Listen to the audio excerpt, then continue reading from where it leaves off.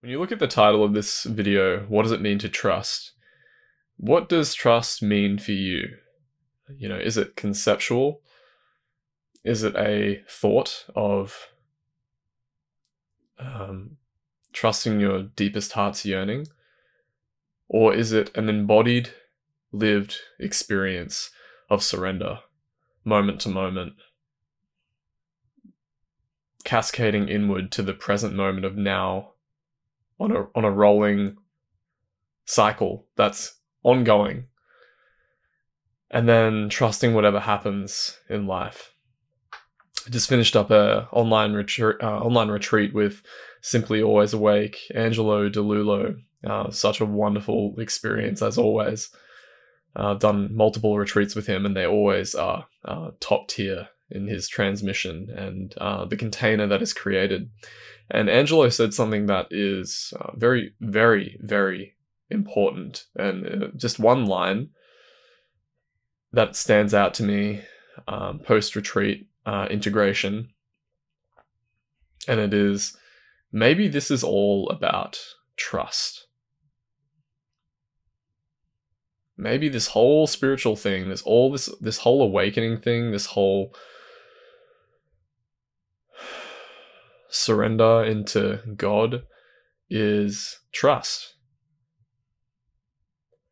There's an analogy I've come across recently, and it's a biblical one, although I don't consider myself religious, although I take bits and pieces that really stand out to me on an intuitive level that really help put things into perspective. Because this process really starts, and this process has started becoming for me very sacred. It's beyond me, and there's no doubt about that.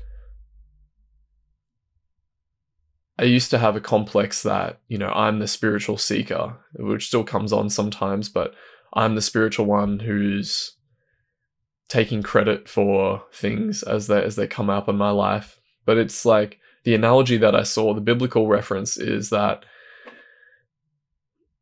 sin is basically caused through separation of the separate self.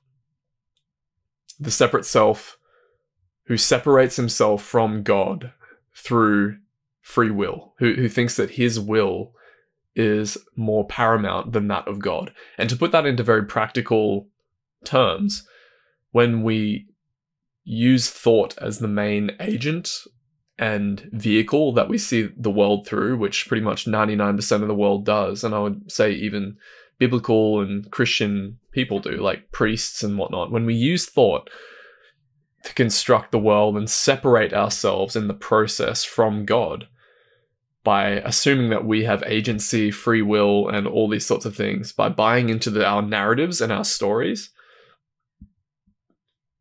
that is suffering. That is delusion. Whereas when we hand it over to God and we let Christ take the throne of our life, and we become children of Christ through surrender to God's will.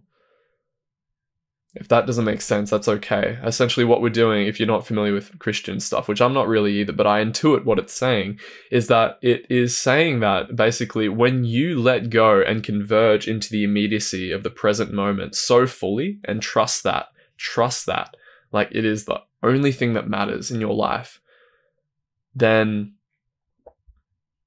that is where you are totally humbled, totally humbled by life, because it will give you situations where you're forced, when there's some part of you, this spiritual seeker who's still holding on to the identity, who wants to hold on to the one who's in control of life.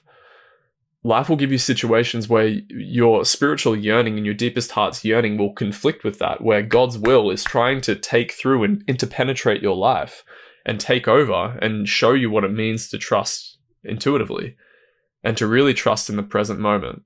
But yourself is going to fight back. Like the ego is going to want to fight back and be like, no, I have agency. I can do this.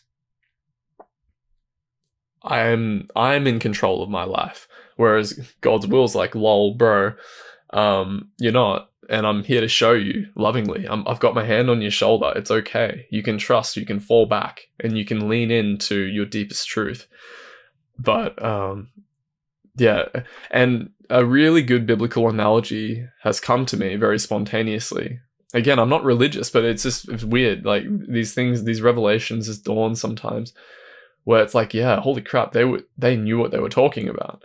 Where Abraham, I think, in the biblical story, Abraham is asked to show his devotion to God. And in order to show his devotion to God, he has to give up his one and only son. Right? So his one and only son, he has to give over to God. And it's like, why the hell would God do that?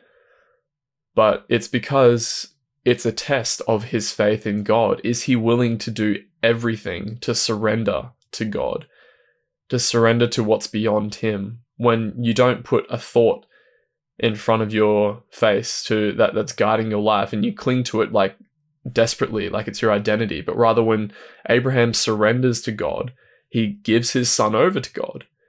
And then what ends up happening is God doesn't end up killing his son, but he says to him, like, look, your faith is confirmed in me. You're willing to give over what you hold dearest.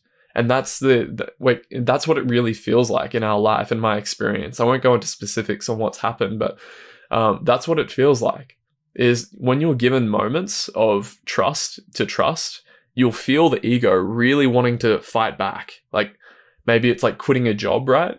Or saying something to a family member who you've been growing up with your whole life, and they've been controlling you in narcissistic ways or something. Or maybe it's like a partner or a relationship or a marriage that you've been in for 10 years, 20 years, 30 years, that you know that you're intuiting, you're feeling God's will pushing through, but it's like, no, I have to hold on to the safety, because your mind's conjured up story upon story upon story. It's created monster upon monster upon monster in your head, that it's created this closet, right? That you think there's this big monster in the closet.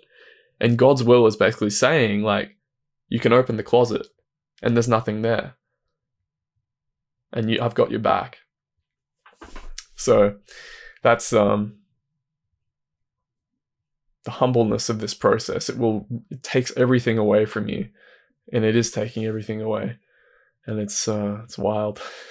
It's like you're not putting yourself on a spiritual high horse, like, oh, I'm this like Christ-like spiritual special person. But it's like, no, there is something beyond us. We're not special. God is special. Surrendering to awareness is special. If you don't like biblical references, which I'm like, I actually kind of like them now, because they carry a sort of sacredness to them, just from my conditioning. I don't know why, but it's like, yeah, there's a lot of heart there, and that's what this is. It's like a leaning into the heart more. So yeah, where are you holding on, and where are you resisting God's love, or love in general? Cheers.